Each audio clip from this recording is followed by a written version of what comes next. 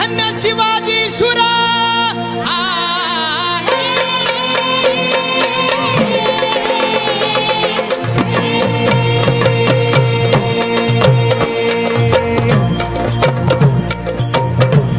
धन्य धन्य शिवाजी शुर धन्य धन्य शिवाजी स्वराज्य कधी किंवा राहणार नाही. प्रसंगी हाताची तलवार आमच्याची जिहाद करावी लागेल. शत्रूचं मर्दन करावं लागेल.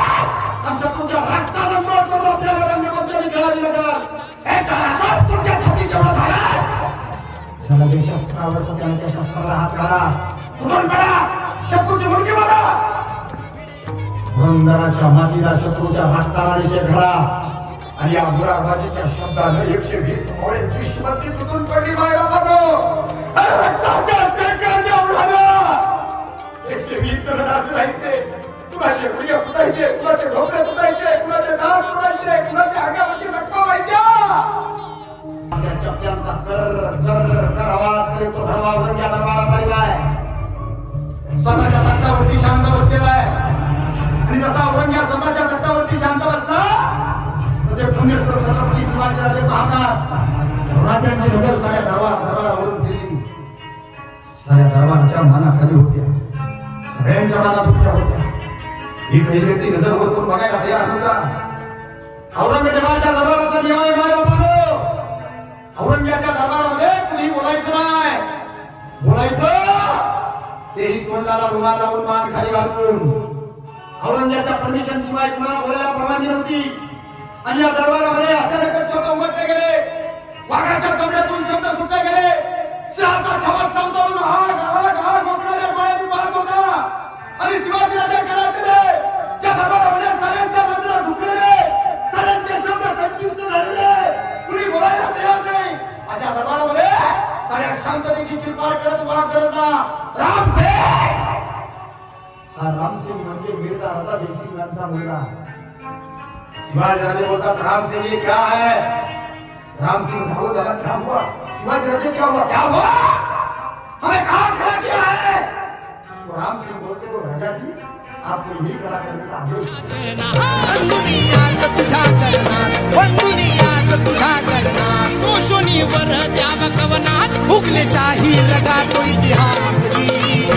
उगले शाही रगा तो इतिहास. उगले शाही रगा तो इतिहास. मुजरा मानाचा शाही राजा महाराष्ट्र भूचा चरणा. महाराष्ट्र भूचा चरणा. धन्य ती जिजाई माऊली जिच्या हाती पाळण्याची दोरी ती देशाचा उद्धार करी. या माऊलीनं शुभाला घडवलं वाढवलं ज्ञानाचं ज्ञानामृत माऊलीनं पाजलं. म्हणून शिवाजीराजे जन्माला आले अवघ्या वयाच्या.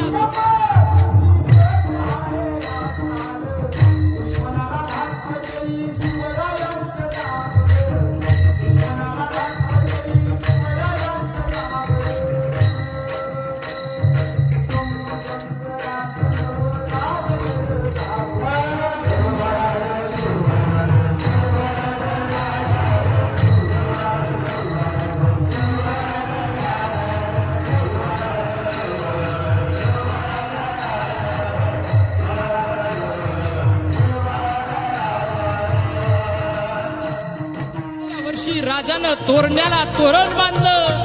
मर्द मावळा जमा केला. तो माझा मावळा कसा होता. सह्याद्रीचे पुत्र मावळे